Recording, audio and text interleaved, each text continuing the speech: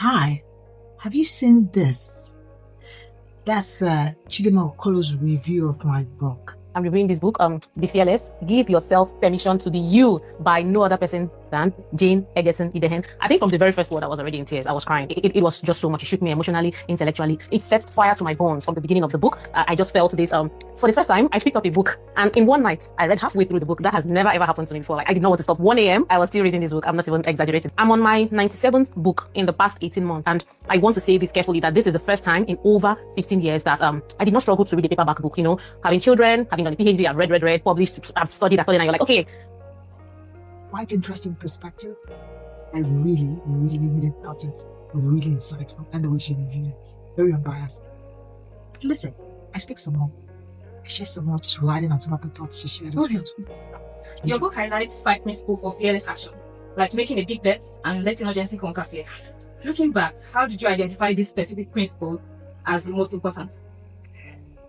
How did I identify some of these principles as the most important? I think a lot of them have to do with mentors, reading, because you do acquire a lot of knowledge, and sometimes just self-introspection. As you reflect, you start to think about what's really important, especially the issue of letting urgency conquer fear.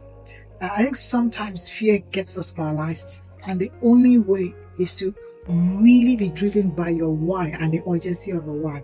I'll tell you a quick story. So when I got offered this role, I was in the private sector. I was doing well, working for multinationals, but I've been doing that for over 2 decades, and I was becoming restless because I was asking that big why. What am I adding to my community?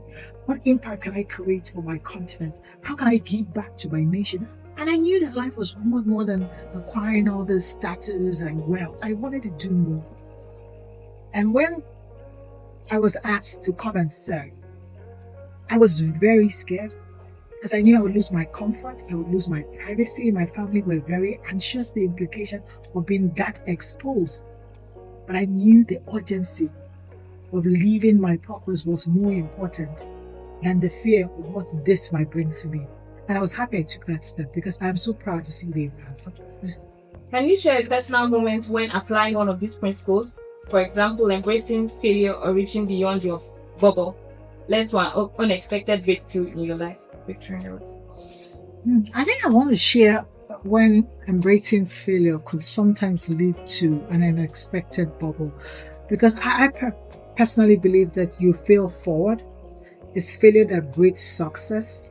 The process is sometimes and most times more important than the outcome. And I'll show you a good example. I was reading my journal 2 days ago, and it was a note I was writing to my daughter.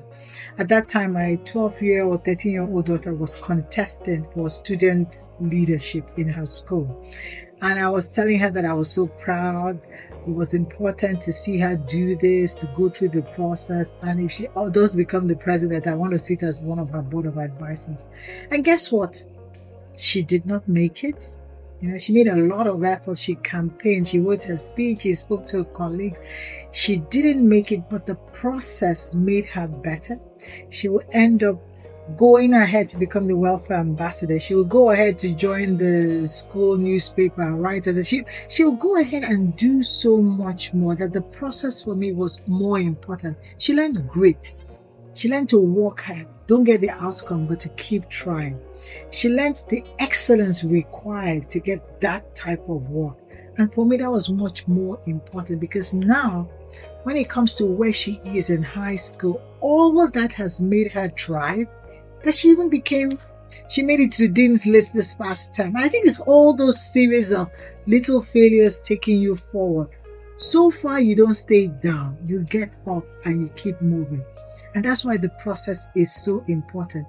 And that, to be very frank, that's one of the things I looked for when I was trying to get married. I remember when I was having a dinner with my husband, when I was dating him, and I was asking him about, to share about his past experiences and what has been happening in his life in the past couple of years. And he was sharing with me some of his challenges and how he was trying to overcome them.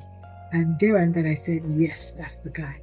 Because I was looking for someone that could fail forward.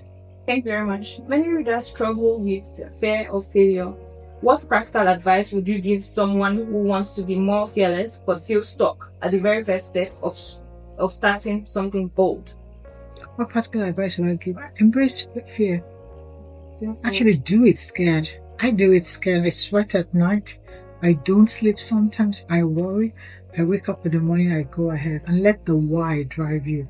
Be around people that will support you, people that will encourage you, even when you're sweating. Fine. If you believe in it and you think it's worth it, do it. Do it scared anyway. That's courage. That's bravery.